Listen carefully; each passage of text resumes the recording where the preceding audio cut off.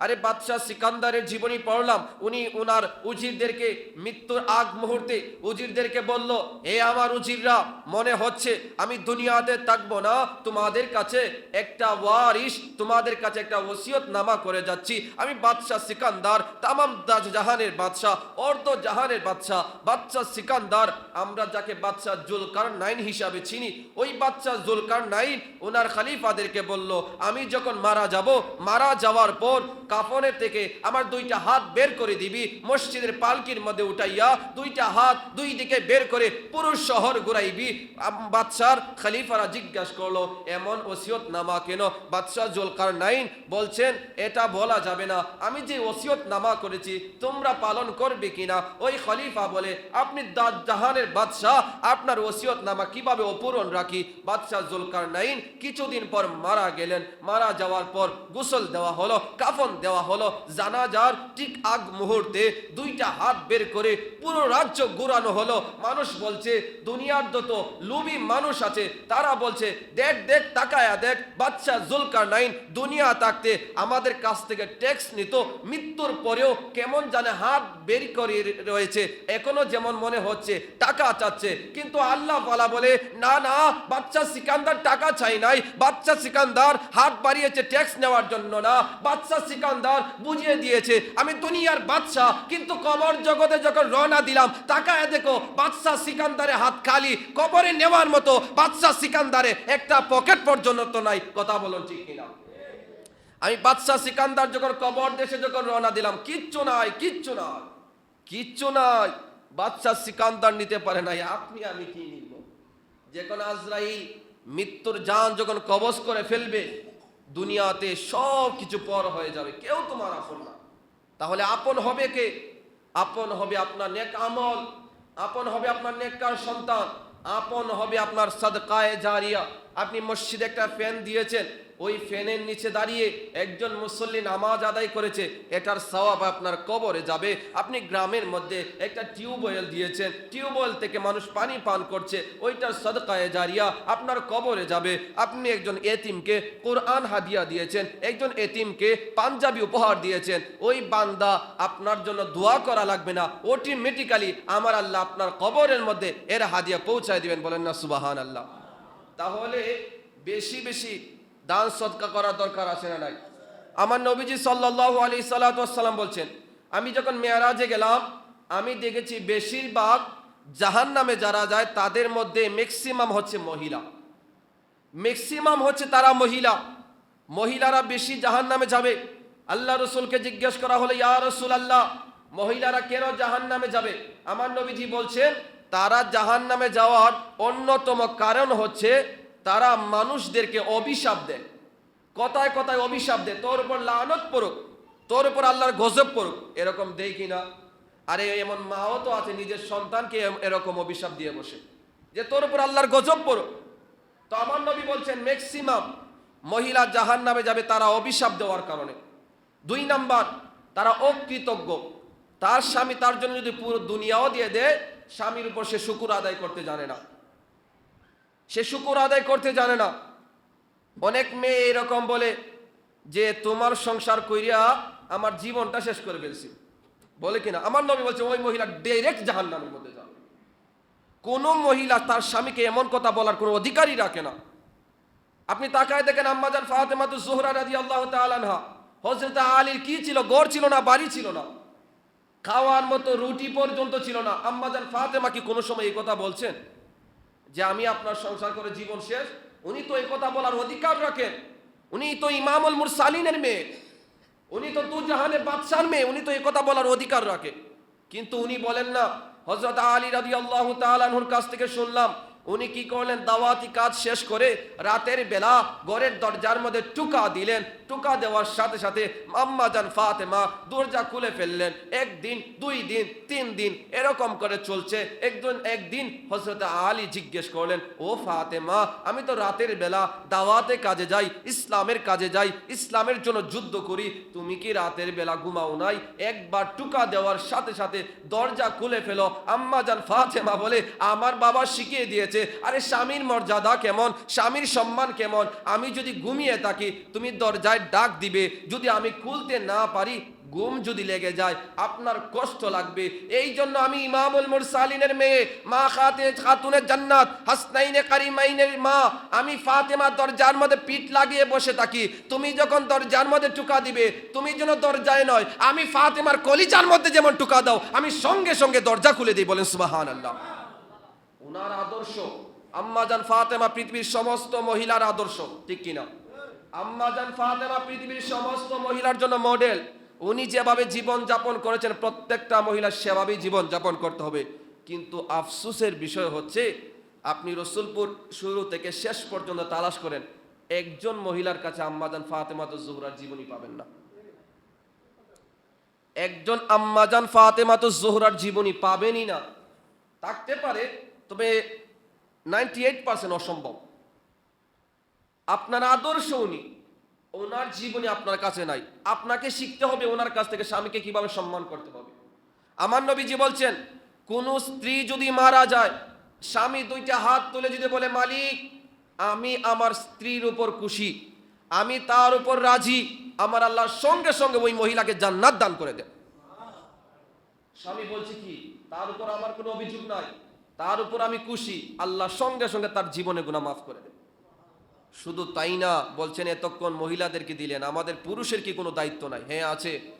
একজন পুরুষ, তার দায়িত্ব হচ্ছে তার স্ত্রীকে পর্দার মধ্যে রাখা, তার চাহিদাগুলো পূরণ করা।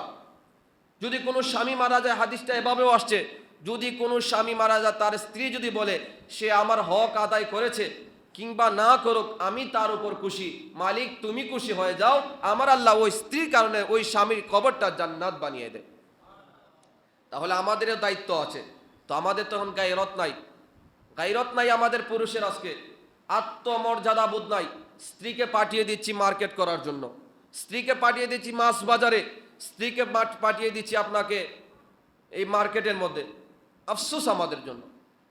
আপনি চুরি পরে ঘরে বসে আছেন, আপনার স্ত্রী মার্কেটের মধ্যে যাচ্ছে। হযরত আলী রাদিয়াল্লাহু তাআলা আনহুর কাছে ইয়ামেন তথা অন্য দেশ থেকে একজন পুরুষ আসছে। আয়েশা জিজ্ঞেস করলো, যখন একজন আরেকজনের সাথে সাক্ষাৎ হয় বহুদিন পর, আমরা জিজ্ঞেস করি কিতাব আকিতা করো বালা আসনি, জিজ্ঞেস করে কিনা, জিও জিও বালা আসি, জিজ্ঞেস করিনি? তো ওই ব্যক্তি জিজ্ঞেস করে, আলী তুমি ভালো আছো কিনা? তো আলী রাদিয়াল্লাহু তাআলা আনহু বলছেন, শুকরিয়া, আলহামদুলিল্লাহ ভালো আছি। তো ওই ব্যক্তি বেশি আবেগ দেখাতে গিয়ে জিজ্ঞেস করলো, তোমার স্ত্রী ফাতেমা কেমন আছে?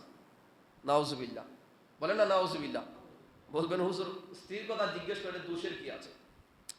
জিজ্ঞেস করেন, ভাবি কিতা করেন বা বালানি, তোমার ভাবি ভালো আছে, বলে কিনা? তো আলী রাদিয়াল্লাহু তাআলা চোখ দুইটা রক্তের মতো লাল হয়ে গেল।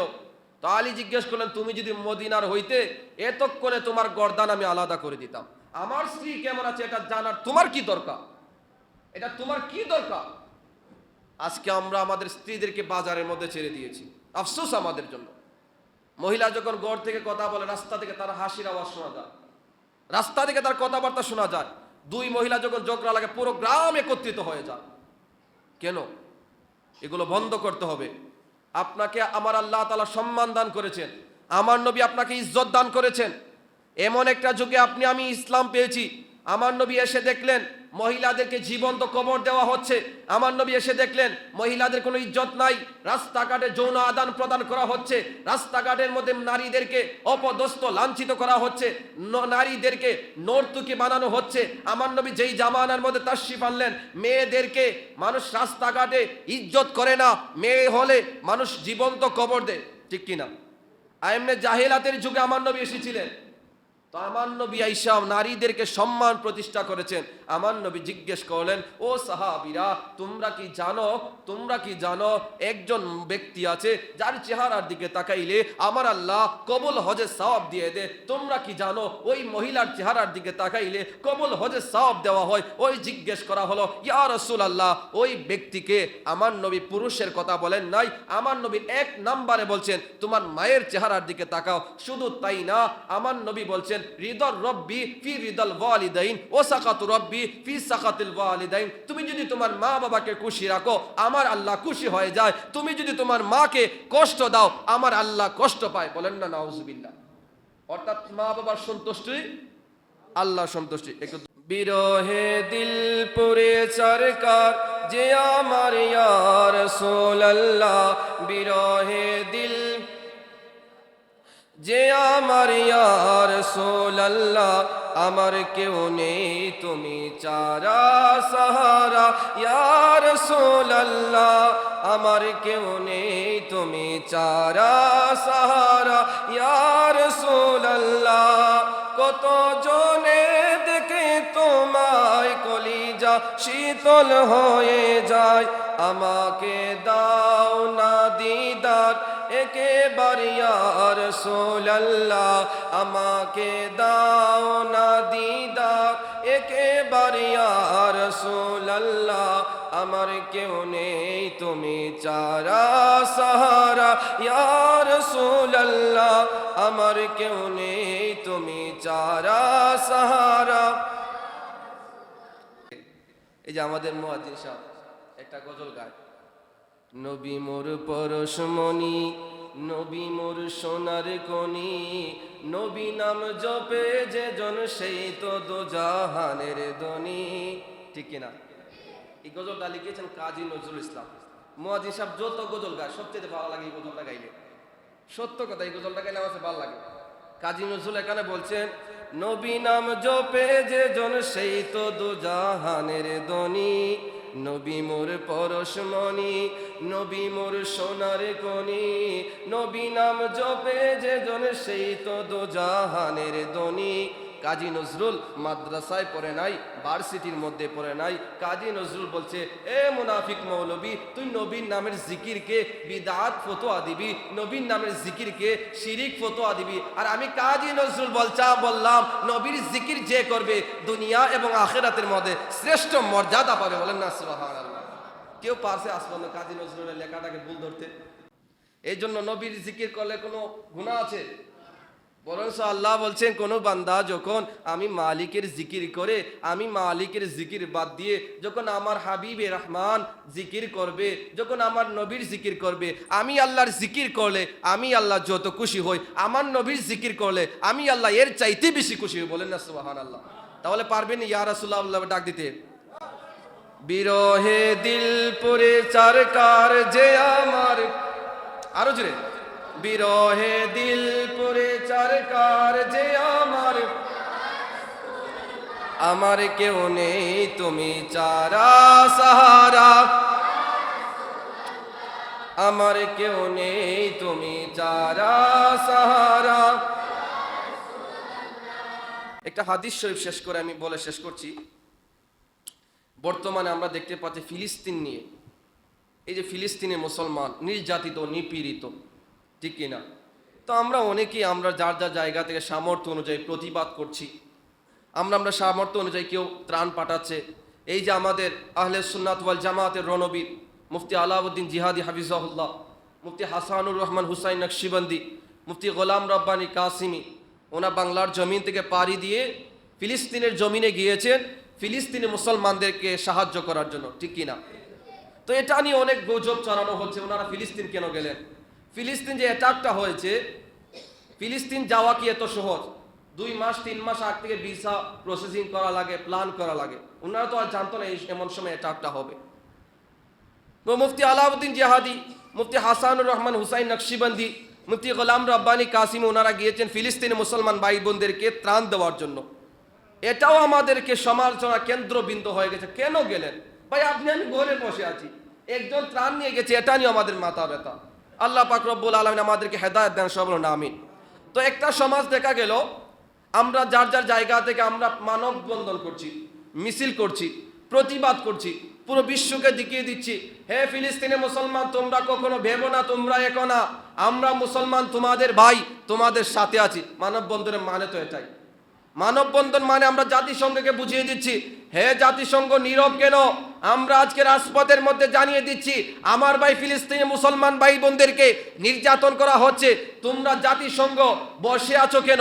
এই জবাবের জন্যই তো আমরা রাজপথের মধ্যে নামি। কিন্তু আফসোসের বিষয়, একজন মৌলবী, একটা সম্প্রদায় আছে, দাড়ি তো আছে, টুপি তো আছে, নামাজও আছে, জিকিরও আছে, সে ফতোয়া দিচ্ছে, আরে তুমি ফিলিস্তিনি মুসলমান ভাই বোনদেরকে জন্য কান্না করছো, তুমি কি নামাজ আদায় করছো? নাউজুবিল্লাহ পড়ে। তুমি যে মুসলমানদের জন্য মানববন্ধন করছো, তুমি যে মুসলমানদের জন্য আজকে রাজপথে নেমে গেছো, তুমি কি নামাজ পড়েছো? নাউজুবিল্লাহি মিন যালিক। আমার মনে হয় ওই লোকটা যদি উহুদের যুদ্ধের সময় থাকতো, তখন আল্লাহর রাসূলকে বলতো, ইয়া রাসূলুল্লাহ, হানজালা তো জাহান্নামী, হানজালার তো ফরজ গোসল আদায় হয় নাই। বলতো কি না? বলতো কি না? তো যেটা বলছিলাম, ওই ব্যক্তি এটা কোনো সাধারণ কোনো ব্যক্তি না। এই যে এই গোষ্ঠীটা, এই সম্প্রদায়টা ইহুদিদেরকে একটা এজেন্ট, ইহুদিদেরকে একটা শাখা। আমরা যারা চিনি ওইটাকে আমরা আহলে হাদিস বলে জানি, এটাকে আমরা সালাফি বলি। যখন পুরো পৃথিবীর মুসলমান যখন এক জায়গার মধ্যে এসে ফিলিস্তিনি মুসলমানদেরকে জন্য মানুষ রাস্তাঘাটে ফিলিস্তিনের জন্য দোয়া করে, তখন আইসা বলে, তুমি ফিলিস্তিনের জন্য মায়া কান্না করো, তুমি নামাজ পড়ছো কিনা? আরে মুসলমান, জিহাদের ময়দানে যাবে, নামাজের প্রশ্ন করো কেন? খন্দকের ময়দানে কাফেরের বিরুদ্ধে আল্লাহ রাসূল যখন যুদ্ধ করেছিলেন, 4 ওয়াক্ত নামাজ কাজা হয়েছিল। আরে আমার মনে হয় যদি সালাফিরা আল্লাহ রাসূলের ওই জামানায় থাকতো, তখন প্রশ্ন করতো, আরে তুমি কিসের নবী হয়েছো মিয়া? নামাজ তো চলে যাচ্ছে, কথা বলুন ঠিক কিনা? নবী কই ফতোয়া দিত, নামাজ তো চলে যাচ্ছে। একজন সাহাবী, আল্লাহ রাসূল যখন বদরের যুদ্ধের যখন ডাক দিলেন, ইসলামের প্রথম যুদ্ধ, একজন কাফের আইসা বলল, ইয়া রাসূলুল্লাহ, ইয়া হাবিবাল্লাহ, আপনি বদরের যুদ্ধে যাচ্ছেন, কালিমার জন্য যুদ্ধ করবেন, ইসলামের জন্য যুদ্ধ করবেন, আমি আপনার সাথে যুদ্ধের ময়দানে যেতে চাই। আমার নবী বলছেন, ও কাফের, এই যুদ্ধটা কাফের এবং মুসলমানদের মধ্যে, তুমি তো কাফের, তুমি ইসলামের হয়ে যুদ্ধ করা সম্ভব না। এই যুদ্ধটা কাফের এবং মুসলমানের, তুমি তো কাফের, তুমি ইসলামের জন্য যুদ্ধ করা সম্ভব না। ওই ব্যক্তি বলল, ইয়া রাসূলুল্লাহ, আমি যুদ্ধে যেতে চাই, প্রয়োজনে আমাকে কালিমা পড়ায় দেন, আমি কালিমা পড়ব, কালিমা পড়ে মুসলমান হয়ে যুদ্ধে যাব। আল্লাহ রাসূল সঙ্গে সঙ্গে কালিমা পড়িয়ে রাসূলুল্লাহ ওই সাহাবীকে নিয়ে জান্নাত ওই বদরের যুদ্ধে রওনা দিলেন। ওই ব্যক্তি আবার জিজ্ঞেস করলো, ইয়া রাসূলুল্লাহ, আমি কালিমা পড়েছি, যুদ্ধ করব, যুদ্ধের মধ্যে শহীদ হতে পারি, গাজী হতে পারি, ইয়া রাসূলুল্লাহ একবার বলবেন কি, আমি যদি ইসলামের জন্য শহীদ হই, আমি যদি ইসলামের জন্য নিজের জীবন দেই, আমার লাভ কি হবে? আমার নবী বলছেন, ও সাহাবী, তুমি যদি কালিমার জন্য জীবন দাও, আমি নবী বলে দিলাম তুমি জান্নাতি, জান্নাতি, জান্নাতি। ওই সাহাবী যুদ্ধের ময়দানে শহীদ হয়ে গিয়েছে। আমার নবী সাহাবীদেরকে ডাক দিলেন, ও আমার সাহাবীরা, শুনে নাও, দুনিয়ার মধ্যে সবচাইতে দামি যে একটা ডিল করেছে, সবচাইতে উত্তম যে ডিলটা করেছে, ওই আমার সাহাবী। ওই সাহাবী যুদ্ধের বিনিময়ে, নিজের জীবনের বিনিময়ে জান্নাত কিনে নিয়েছে। এখন রসুলপুরের মুসলমান যদি বিবেক থাকে, আমাকে উত্তর দাও, ওই ব্যক্তি কয় ওয়াক্ত নামাজ পড়েছে? ওই ব্যক্তি কয়বার রোজা রেখেছে? ওই ব্যক্তি কয়টা বার হজ করেছে? উত্তর আসবে, আরে কালিমার পড়ার পরে যুদ্ধের ময়দানে শহীদ হয়েছে, নামাজ 1 ওয়াক্ত পড়ে নাই, রোজা রাখে নাই, হজ করে নাই, যাকাত দেয় নাই। আমার নবী বলছেন জাহান্নামে, জান্নাতি, জান্নাতি, জান্নাতি। ওই সাহাবী জান্নাতি কেন? বলে ইসলামের জন্য জীবন দেওয়ার কারণে জান্নাতি হয়ে গেছে। আমি সালাফি ওই জামশেদ মজুমদারকে বলবো, জিহাদের ময়দানে যাওয়ার জন্য নামাজ খুঁজিও না, জিহাদের ময়দানে যাওয়ার জন্য ইমানি চেতনা লাগে, কথা বলুন ঠিক কিনা? তুমি যদি ইহুদিদের দালালি করো, ইসরায়েলের দালালি করলে তোমাকে ফিলিস্তিন তোমার কাছে খারাপ মনে হবে। আর যদি ইসলাম যদি তোমার ভিতরে লালন করো, যদি তোমার ভিতরে ঈমান থাকে, তোমার কাছে যুদ্ধ, তোমার কাছে মানববন্ধন তোমার কাছে শ্রেষ্ঠ মনে হবে, কথা বলুন ঠিক কিনা? তো সালাফিদের সাথে মুসলমানদের কোনো সম্পর্ক নাই। তার মানে কি তারা ইহুদি ও মুসলিম? হ্যাঁ, তাদেরকে আমাদের আকীদা অনুযায়ী তারা মুসলমান না, আহলে হাদিস তারা মুসলমান না। তাদের মধ্যে ইসলামের লেবাস আছে, খোদার কসম ইসলাম তাদের ভিতরে নাই। শুধু এটা আমাদের আকীদা, কওমি বলেন, জামাত ইসলাম বলেন, হেফাজতুল ইসলাম বলেন, সবার আকীদা, এদের মধ্যে ইসলাম নাই। তারা সমাজের মধ্যে এসেছে ইসলামটাকে ঘরে ঘরের মধ্যে ভাগ করার জন্য, ইসলামটাকে দলে দলে বিভক্ত করার জন্য। এই যে সালাউদ্দিন আইয়ুবী রাহমাতুল্লাহি আলাইহি যখন বাইতুল মুকাদ্দাস জয় করেছিলেন, দেখলেন সমাজের মধ্যে ফিতনা শুরু হয়ে গেল। বাইতুল মুকাদ্দাস যিনি জয় করলেন সুলতান সালাউদ্দিন আইয়ুবী রাহমাতুল্লাহি আলাইহি, তিনি কি করলেন, সবাইকে নিয়ে বসলেন, আরে আমি বাইতুল মুকাদ্দাস জয় করলাম, কিন্তু সমাজের এমন অবস্থা দেখলাম, আমি মুকাদ্দাস বেশি দিন রাখতে পারবো না, কি করা যায়? উনি বললেন সমাজের মধ্যে কিছু ভাইরাস ঢুকে গিয়েছে, আলেম নামে কিছু জালেম ঢুকে গিয়েছে। আহলে হাদিস ওই যে সম্প্রদায় ছিল ওই জায়গার মধ্যে সালাউদ্দিন আইয়ুবী রাহমাতুল্লাহি আলাইহি একটা গোয়েন্দা সংস্থা দিয়ে কুজ করলেন। এক পর্যায়ে ৩৫০০ আলেমকে এক জায়গার মধ্যে একত্রিত করার পর জানা গেছে ওই ৩৫০০ আলেমের মধ্যে একজন মুসলমান না, সবগুলো ইহুদি। সালাউদ্দিন আইয়ুবী রাহমাতুল্লাহি আলাইহি ৩৫০০ আলেমকে একদিনে ফাঁসি দিয়ে বাইতুল মুকাদ্দাসকে মুক্ত করেছিলেন। বলেন সুবহানাল্লাহ। তারাও আজকে মুসলমানদের লেবাস ধারণ করেছে মুসলমানদেরকে ধোঁকা দেওয়ার জন্য। কথা বলুন, আহলে হাদিসের সাথে আমাদের কোনো সম্পর্ক আছে? আহলে হাদিসের সাথে ইসলামের কোনো সম্পর্ক নাই। আহলে হাদিসের সাথে আমাদের কোনো ধরনের সম্পর্ক নাই। আল্লাহ পাক রব্বুল আলামিন আমাদেরকে হেদায়েত দান করুন, আমিন। ওয়া আখির দাওয়ানা আলহামদুলিল্লাহি রাব্বিল আলামিন। একটা দাওয়াত দিচ্ছি ছোট্ট।